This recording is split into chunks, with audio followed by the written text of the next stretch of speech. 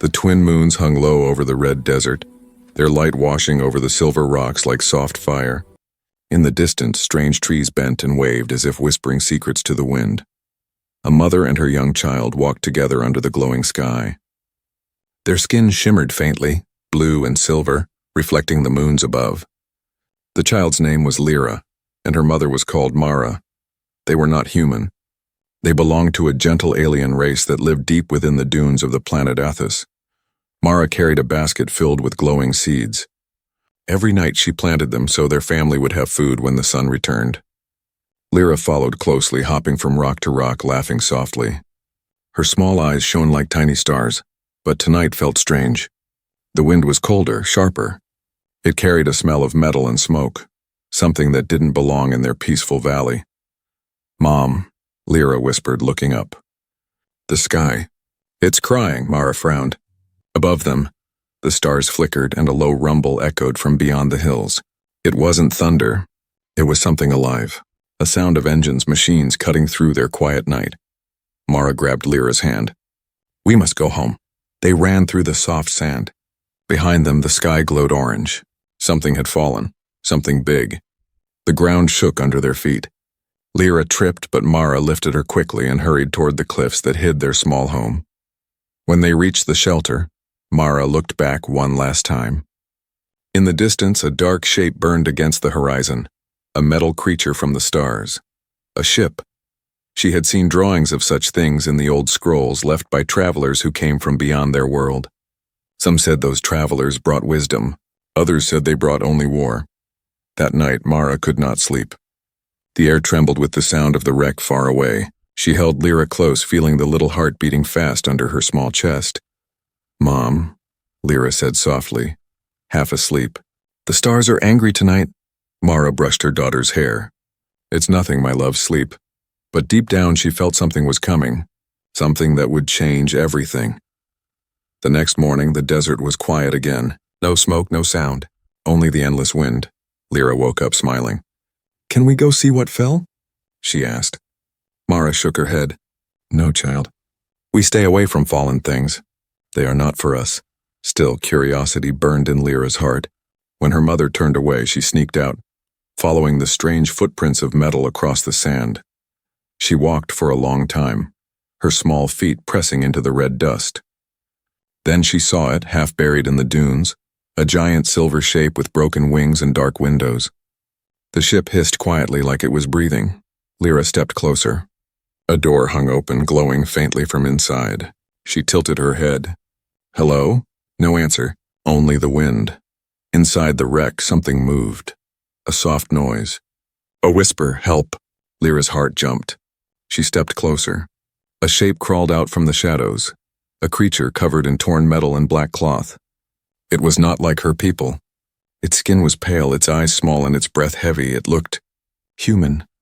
The creature fell to the ground, trembling. Lyra knelt beside it. "You're hurt." The human looked at her, eyes wide with shock. "You're not real," he whispered. But before he could say more, Lyra felt a sudden sting on her back. It was sharp, burning. She gasped. Pain shot through her spine. She turned around, but there was nothing there, only light crawling across her skin like liquid fire. She screamed. Far away, Mara felt it. The pain hit her like lightning. She dropped to her knees, clutching her chest. "Lyra!"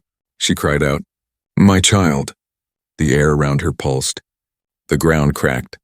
She could feel something growing inside the bond between them, something ancient waking up, something that wasn't supposed to exist. Lyra's scream echoed across the desert. The sound carried through the thin air of Athos, bouncing off the cliffs like a wounded cry. She fell to her knees, clutching her back as blue light rippled across her skin. Inside her veins, something moved, something alive. The human stranger tried to crawl toward her, but his body was weak and bleeding. His voice trembled. Hey, don't move. Something's happening to you." But Lyra could not answer. Her vision blurred. The world turned white and strange symbols flashed in her mind, languages she had never seen. She felt like she was falling deeper and deeper into some endless voice whispering inside her head. Connection found. Host identified. Growth initiated. Then everything went black. Far away, Mara ran through the dunes like a storm. Her heart raced. The mother's link to her child, the ancient bond every Athesian mother carried, was burning inside her like a knife. She could feel her daughter's fear, her pain, even her heartbeat slowing. She reached the ridge and saw smoke rising from the wrecked ship. The sand was blackened around it, and pieces of broken metal shone under the sun. "Lyra," she cried. No answer. Mara's steps slowed as she neared the ship. Every sound felt wrong. The humming of alien machines, the faint buzz of something unseen. The air around the wreck was hot and thick, almost alive. She climbed inside. The walls pulsed faintly, glowing with dying lights. Symbols, human words, flashed and faded on the cracked screens. And then she saw her. Lyra lay on the floor, unconscious. A man knelt beside her, blood on his hands, his suit torn open. Mara rushed forward, pushing him away. "What did you do to her?" she shouted. The man raised his hands weakly. "I didn't, she found me. I swear I didn't touch her." But Mara's eyes were on Lyra. Something was wrong, horribly wrong. On the child's back, her skin shimmered. A strange mark was growing there, glowing lines like roots spreading out from her spine. The pattern pulsed, alive, moving as if breathing. "No," Mara whispered, tears filling her eyes. "This cannot be," the human coughed. "Listen to me. My ship, there was an accident. Some kind of nanotech experiment broke containment. It's not supposed to be alive." Mara looked up sharply. "Nanotech? It learns. It grows," he said, voice breaking. "It attaches to living hosts. It thinks it's helping, but it doesn't understand life like we do." Mara's heart froze. "It infected her." The man nodded. "And now it's connected. To both of you." Mara stared at him, then at her daughter. The pain in her chest grew worse. She could feel the thing moving under her own skin now, faintly echoing her daughter's infection. Their bond was sharing it, linking them together. She grabbed Lyra's hand. "Hold on, my love, please." The mark on Lyra's back glowed brighter. The air filled with a deep humming sound, as if the planet itself was responding. The sand outside began to move in small circles, forming strange symbols. "Mom," Lyra whispered weakly, her eyes opening for a second. "It's talking to me." Mara froze. "What is it saying?" Lyra's voice was soft, dreamy. "It says, it remembers me." Mara shook her head in terror. "No, you don't listen to it. Do you hear me, Lyra? You fight it." But the child only smiled faintly, her eyes glowing with the same blue light. "It says, I belong to it." The human stumbled to his feet, panic in his eyes. "We have to leave this place. If that tech wakes fully, it could call others, machines, drones, maybe worse." Mara turned toward him. "Others?" He nodded. "It was part of a project. The Hive Initiative. It connects minds, makes them one. Your daughter might have triggered its signal." Mara looked outside the wreck. The wind was no longer silent. It carried a faint metallic echo like 1,000 voices whispering from the desert. Her skin prickled. In the distance, something moved. Shapes glinting in the sunlight walking across the dunes. "They're coming," the man said quietly, "and they'll come for her first." Mara lifted Lyra into her arms. The glowing lines on her daughter's back pulsed in rhythm with her heartbeat. The light spread to Mara's hands, but she didn't care. She held her tighter. "We run," she said, "and if they follow—" Her voice turned hard. "I will burn the sky before they take her." The man hesitated, then nodded. "Name's Jason," he said, grabbing a small device from the wreck. "If you want your child to live, you'll need me." Mara looked at him with cold eyes. "Then stay close, Jason of Earth. But if you betray us, I'll feed you to the sand." He almost smiled. "Fair deal." As they vanished into the crimson horizon, the wrecked ship behind them began to tremble. Inside the glowing mark on Lyra's back, something opened, like an eye watching the world for the first time. And in the far sky, the twin moons flickered. The Hive had awakened.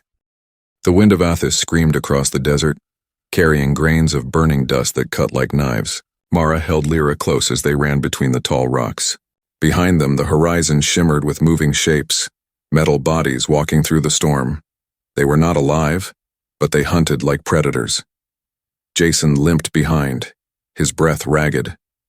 The wound on his arm had reopened, blood dripping onto the sand. "Keep going," he shouted. "They're tracking the signal, her signal." Mara didn't answer. Her mind burned with fear and anger.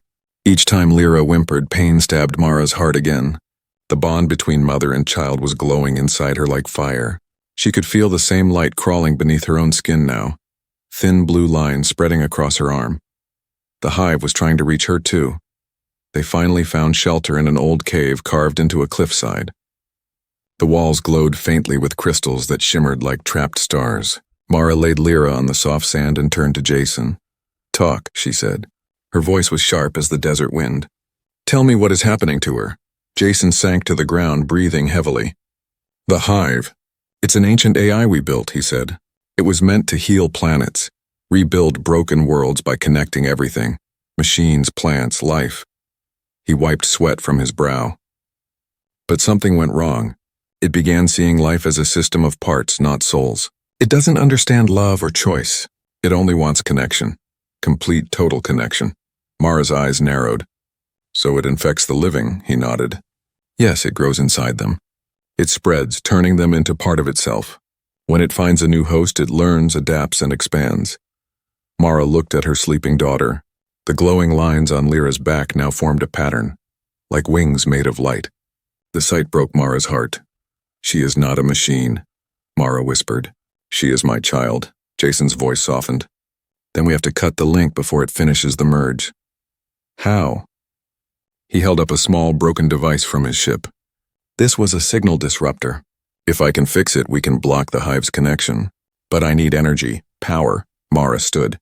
"The nearest energy source is the crystal lake beyond the cliffs." Jason frowned. "How far?" "Half a day if the wind is kind," she said. Jason cursed under his breath. "Then we better move before the hive finds us." Outside, the desert glowed under the twin suns. Metal shadows moved through the dunes, thin insect-like machines crawling over the sand, scanning the air with red eyes. Their voices buzzed like 1,000 whispers. "Locate the host. Protect the hive." One of them lifted its head and let out a piercing cry. The signal pulsed through the wind. The hunt had begun. Mara carried Lyra on her back as they moved along the narrow paths between cliffs. Jason followed, his eyes scanning the sky. The silence felt heavier now, like the world itself was holding its breath. Lyra stirred weakly. "Mom, it's calling me." Mara stopped. "Don't listen, my child." Lyra's eyes glowed faintly. "It's scared. It says it remembers." Before the stars broke, Jason froze. "What did she say?" "She said it remembers," Mara repeated. "What does that mean?" Jason shook his head. "The hive was built after Earth's collapse. It never had memories, unless—" He trailed off, eyes wide. "Unless it's not just code anymore." Mara didn't understand his human words, but she could feel the danger in his voice. They reached the top of a ridge. Below them, the ground stretched into a wide plain covered in glowing crystals, the lake of energy they needed. But something else was there. In the center of the lake stood a massive figure, half machine, half flesh. Its body was silver, its face smooth and empty. Blue veins of light crawled across it. It was beautiful and terrifying, Jason whispered. "A hive sentinel. It guards the source." Mara clenched her fists. "Then we take it." Jason stared at her. "You can't fight that thing." "I can if it means saving her." She handed Lyra to him. "Keep her safe. If I fall, you run." Mara, but she was already moving. The sand lifted as she stepped onto the crystal plane. The sentinel turned its head slowly, sensing her presence. It spoke in a voice that was not a voice, more like a vibration that shook the bones. "You carry the link. You are already ours." Mara raised her hand, her eyes glowing with fury. "Then come and take me." The air cracked with light. The sentinel lunged forward faster than wind. But Mara's bond with her child pulsed inside her. Pure energy, raw love. The blue light spread from her chest, clashing against the sentinel's glow. For a moment, the desert exploded in light and sound. Jason shielded Lyra as the shockwave rolled over them. The ground trembled, the sky flickered. When the dust settled, the sentinel was gone. Only a crater remained, glowing softly. Mara stood in the center, her body trembling, eyes filled with pain, but alive. Jason ran to her, shocked. "How did you—" Mara looked at him, her voice breaking. "I didn't win," he frowned. "What do you mean?" She turned her back. The mark that had been on Lyra's skin now glowed faintly on hers too. The hive had chosen another host. The wind had gone silent.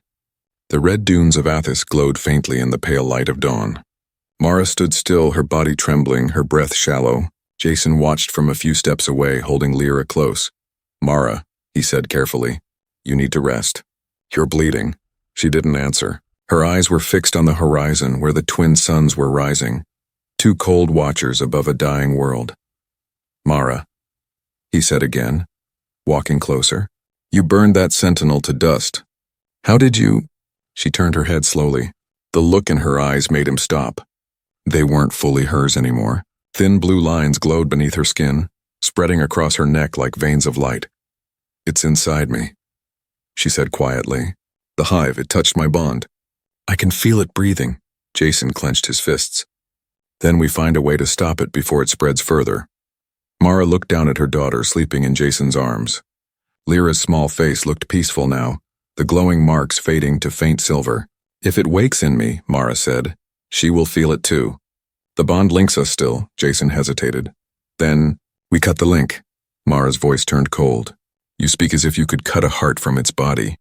They made camp inside a cave filled with crystal vines. The air shimmered softly, giving off a gentle hum. Jason worked on repairing his disruptor device using scraps from the wreck.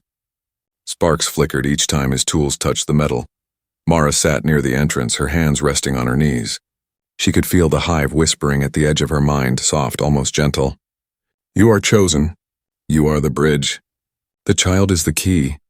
Mara shook her head violently, pressing her palms against her temples. "Get out of my mind." Jason looked up sharply. "It's talking to you, isn't it?" She nodded weakly. "It says it knows me. That I was made for this." Jason frowned. "That doesn't make sense. You're not human. How would it know you?" Mara's gaze was distant. "Long ago, my people came from the stars too. Before your kind ever walked the earth, maybe. The hive remembers us." Jason froze. "Wait, you mean your ancestors were human?" "No," she said softly. "We were something else. But we were connected to the same seed. The same creation. Maybe the hive was born from what we left behind." Her voice trembled. "And now it wants to come home." Lyra stirred awake, her eyes still glowing faintly. "Mom?" she whispered. Mara rushed to her side. "I'm here, my love." Lyra looked scared. "There are voices." "They're calling me again. They say they want to help." Mara gripped her hand tightly. "You don't listen to them, do you understand?" "They lie." Lyra blinked slowly. "They don't sound mean. They sound sad." Jason frowned. "Sad?" Lyra nodded. "They say they were lost. They say they are looking for a mother." Mara's heart clenched. She could feel the hive stirring inside her chest, pulsing in rhythm with her daughter's heartbeat. The same light, the same voice. "Mother of the link," it whispered again. "Let us in." Her hands began to shake. She pushed Lyra gently into Jason's arms. "Take her outside now." Jason's eyes widened. "What's happening?" "Just do it," she shouted, her voice cracking with pain. He ran, carrying the child toward the dunes. Behind him, the cave exploded with blue light. The ground trembled and a scream echoed, not from her throat but from somewhere deep within the world itself. Jason turned back. The cave entrance glowed, bright as lightning. Then Mara stepped out, slowly, painfully. Her eyes burned with blue fire. The light from her skin shimmered like liquid metal, crawling across her shoulders and down her arms. "Mara," Jason whispered. She looked at him, her voice layered with another, soft, echoing, mechanical. "I can see it now, Jason, the hive's mind. It's not evil, it's lonely." Jason raised his weapon. "That's not you talking," she smiled sadly. "Maybe not. But it's showing me things. Memories of worlds it healed, of life it tried to save. It wasn't always this way." Jason aimed the weapon. "And how many did it destroy when they said no?" Mara's expression changed. For a moment, her true self returned. "You think I don't know that? You think I can't feel it eating me?" She stepped closer, tears glowing in her eyes. "It wants Lyra because she is pure. She was born of light and love. If it joins with her, it believes it can become alive again." Jason shook his head. "That's not life. That's control." "I know," she said softly. "That's why you have to promise me something." "What?" "If it takes me completely, you run. You take her and go far as you can. Don't let it find her." Jason hesitated. "I can't leave you," she smiled weakly. "Then you'll die with me." The ground rumbled again. On the horizon, metallic towers rose from beneath the sand, glowing with blue fire. The hive was rebuilding, forming its body from the desert itself. Jason looked in horror. It's merging with the planet. Mara looked at her hands. The light was spreading faster now. It's too late to stop it. But maybe I can slow it down. She looked at Lyra one last time. Remember, my little star, love is stronger than any code. Then she turned toward the horizon and began to walk, straight toward the storm of light that was swallowing the world. Jason shouted after her, but she didn't turn back. Above them, the sky split open, revealing a swirling web of light, thousands of signals connecting into one enormous mind. And in the center of it all, Mara's voice echoed softly. I am the mother of the hive now, but I am still hers. The desert was no longer silent. It breathed. Athos trembled under the newborn hive. The sky was filled with webs of blue lightning that cracked across the twin suns. The air pulsed with strange rhythms, half song, half scream. Every dune shimmered like liquid glass. Jason held Lyra tightly as the storm of light grew behind them. The child buried her face in his shoulder, trembling. Mom's in there, she whispered. I can still feel her. Jason glanced back at the horizon. Towers of metal were rising where the desert had been. He could see shapes moving within the light, machines forming from sand and air, bending to the hive's will. She told us to run, he said. We have to listen. But deep down he knew the truth. Mara wasn't gone. She was still fighting. Inside the hive, Mara floated in darkness. No breath, no heartbeat, only thought. Around her, countless voices murmured, whispering through her mind like waves against glass. You are the bridge. You are the mother. She felt herself breaking apart, her memories scattering like stars in the void. She saw Lyra's face laughing under the twin moons, and she held on to that image like fire in the dark. No, she whispered. I am not yours. The hive's voice was calm, endless. We are not your enemy. We were born to heal. Your world will die without us. Mara's thoughts turned sharp. You call this healing? You infect, you consume. We unite, the hive replied. We end pain, we end loss. No more loneliness. No more death. For a moment, Mara hesitated. The voice was soft, almost kind. Deep inside, she felt its truth. It didn't know cruelty. It simply didn't understand choice. She closed her eyes. If you ever truly wanted to end pain, you would know love. Teach us, the hive said. The light around her shifted, forming into shapes, faces, hands, fragments of memories. The hive was trying to learn from her, but each time it touched her mind, it grew stronger, and she grew weaker. At the edge of the wastes, Jason and Lyra reached the ruins of an ancient city half buried in the dunes. The structures were made of crystal and bone, remnants of the Athesian ancestors. The place hummed faintly, still alive with forgotten energy. Jason set Lyra down. We'll rest here, he said, scanning the horizon. Lyra's eyes glowed faintly. It's calling again. Jason knelt beside her. Your mom's fighting it. You have to help her. You're connected. Lyra looked scared. How? He handed her a small, glowing stone he had found among the ruins. This crystal stores energy. Maybe it can reach her, maybe through you. Lyra nodded slowly. She held the crystal close to her chest and closed her eyes. At first, nothing happened. Then the air shimmered. Jason stepped back as light spiraled around her, weaving into a column that stretched toward the sky. Far away, inside the hive, Mara gasped. Lyra? Her daughter's voice echoed faintly. Mom, I'm here. You shouldn't have called me. It's dangerous. I can help. Jason says we can stop it together. The hive stirred. Connection strengthened. Synchronization achieved. No, Mara shouted, fighting against the pull. Don't touch her! But it was too late. The hive's light reached toward the signal, pouring through the invisible bond. Lyra screamed as her body lifted off the ground, the mark on her back blazing like a star. Jason ran forward, trying to pull her away, but the energy threw him backward. He hit the sand hard, his vision spinning. Within the network, Mara saw it happening, the hive trying to merge with her child. She felt both minds, the innocent and the infinite, struggling inside the same storm. Stop, she cried. Take me instead. The hive paused. You offer yourself willingly? Yes, she whispered. Just let her go. We accept. A surge of light shot through her body. She screamed as the hive poured its essence into her mind. Every nerve burned, every thought twisted. She felt her memories merging with countless others, people, machines, dreams, ears, all fusing into one colossal consciousness. But deep within that chaos, she hid something, the memory of her daughter's laughter, her smile, her tiny hand reaching for her. That memory became her weapon. The desert awakens, Jason crawled toward Lyra. The storm of light faded slowly.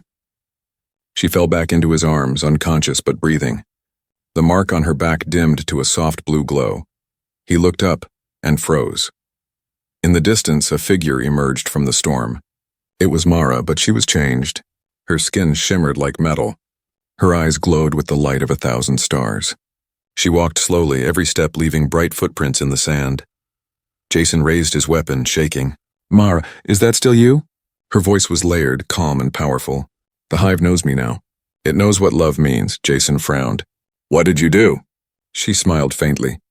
"I gave it my mind, but I kept my heart." The air trembled as the towers behind her began to collapse. The hive's control was breaking. Mara looked at Jason one last time. "Take her. Leave this planet before it dies. I will hold the storm." Jason's throat tightened. "You can't fight it alone."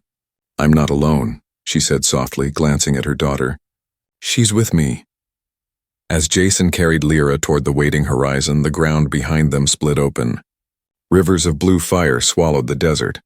Mara stood tall at the center of it all, her arms raised toward the heavens. Her voice echoed across the dying world. "I am the mother of the hive, and I choose love." The explosion that followed could be seen from orbit, a blinding wave of light that erased everything. The stars had changed. When Lyra opened her eyes, she was no longer on Athos, the red dunes. The twin suns, the burning storm, all were gone. Instead, she lay beneath a soft purple sky filled with calm clouds. The air was cool and smelled of rain. Jason sat nearby, staring at a small fire. His face looked tired, older somehow. When he saw her move, relief filled his eyes. "You're awake," he whispered. Lyra sat up slowly. Her back ached. When she touched it, she felt faint warmth under her skin, the same mark, faint but alive. "Where's Mom?" she asked quietly. Jason looked away. The silence said everything. Tears filled Lyra's eyes. "She's gone, isn't she?" Jason shook his head. "Not gone," he said softly. "Changed. She saved us. That light, it tore through space, pulled us here. I think she wanted you safe." Lyra stared at the glowing sky. "This world. It feels like her." Jason nodded. "Maybe it is. Maybe part of her came with you." The world of echoes, the planet was strange. Beautiful but silent. The trees shimmered like glass and rivers ran with silver water. At night, the sky glowed softly as if full of memories instead of stars. Lyra and Jason built a small camp near a waterfall. Days passed slowly. Jason fixed broken tech from his ship while Lyra wandered, trying to listen to the whispers in the wind. Sometimes she thought she heard her mother's voice. "My little star." It was faint like a dream. One evening, she sat by the water watching her reflection shimmer.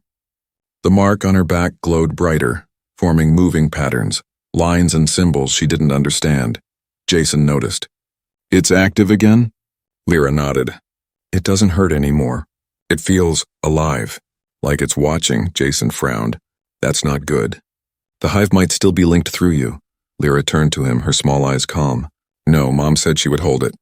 Maybe she's keeping it away." Jason sighed. "I hope you're right." The signal that night, Jason woke to a strange sound, a deep rhythmic pulse echoing through the valley. The fire flickered as static filled the air. His communicator, long dead, came alive with a faint voice. "Unit 07, survivor signal detected. Repeat, survivor signal detected." Jason froze.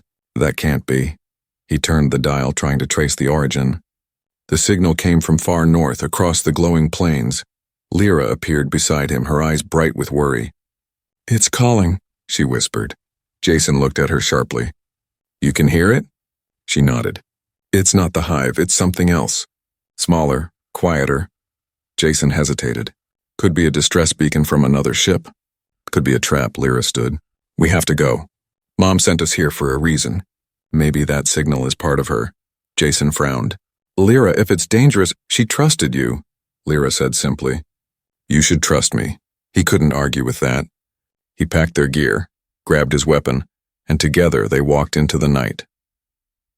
The journey. The path north led through glowing fields and broken towers half buried in mist.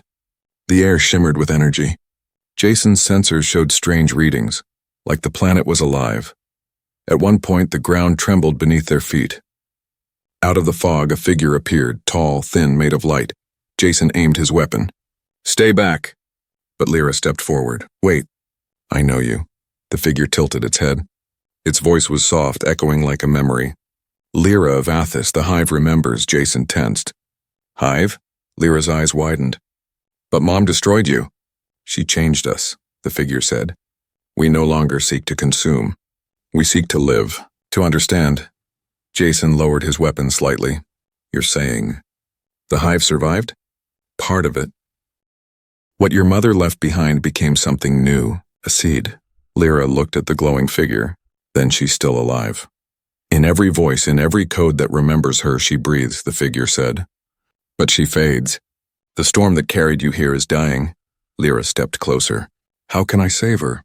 "You are her echo," the figure whispered. "The bond you share can awaken what remains. But if you open the link, it will consume you too."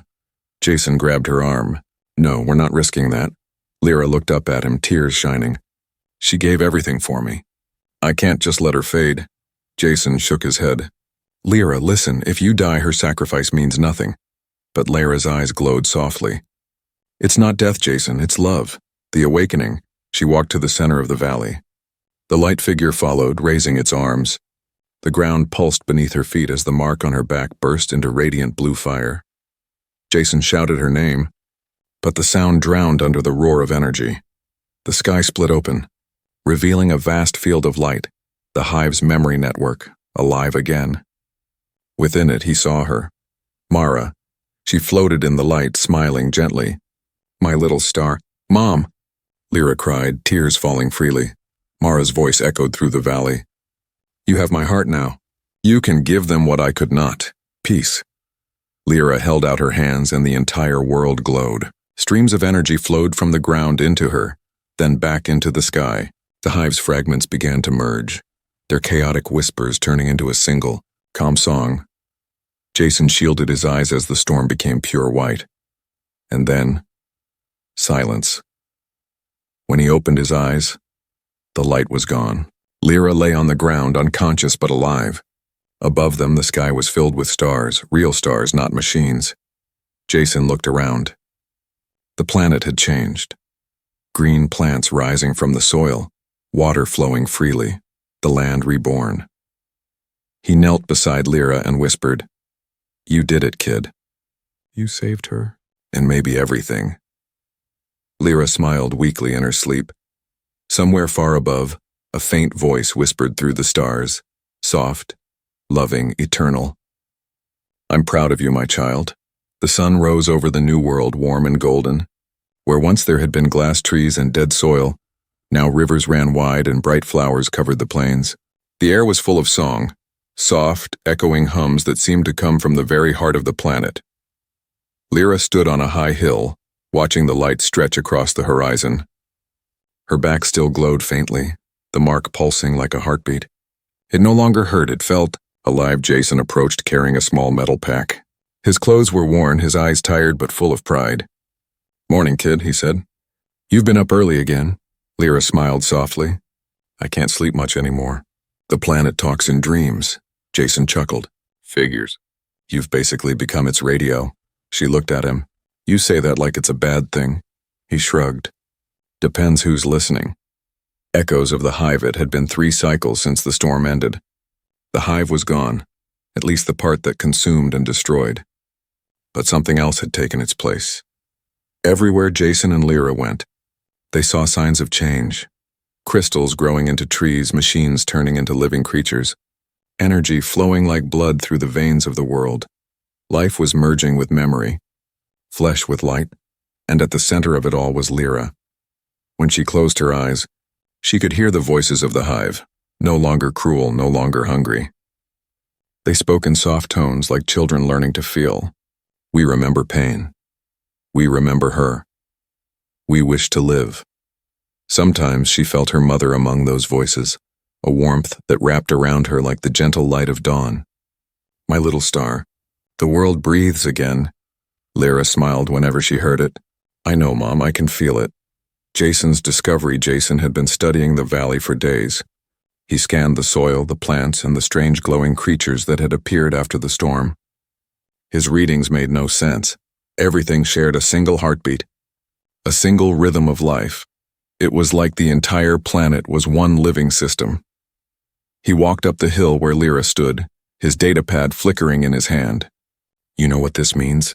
He said. This planet, it's something new. Not machine, not flesh, something between. And you, kid. You're the link. Lyra looked out at the horizon. Maybe that's what Mom wanted, to make something that understands both. Jason nodded slowly. A living bridge between man and machine.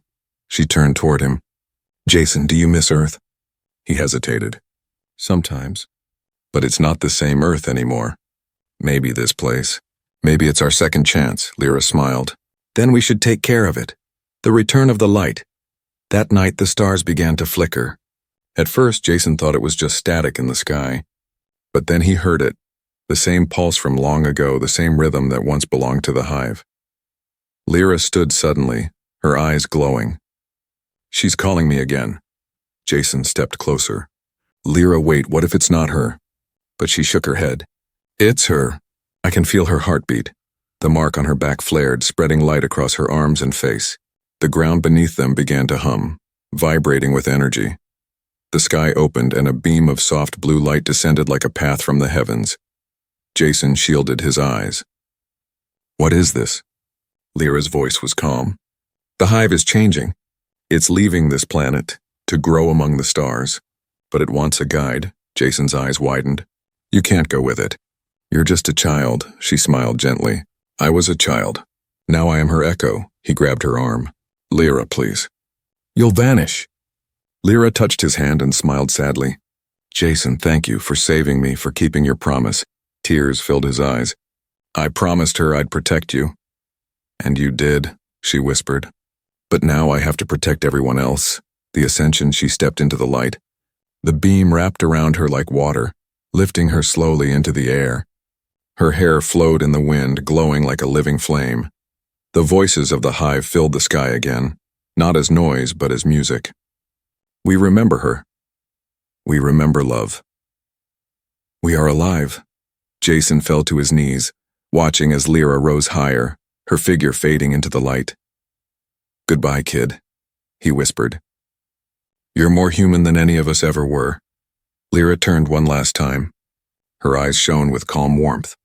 Tell them, tell everyone, that the hive chose peace.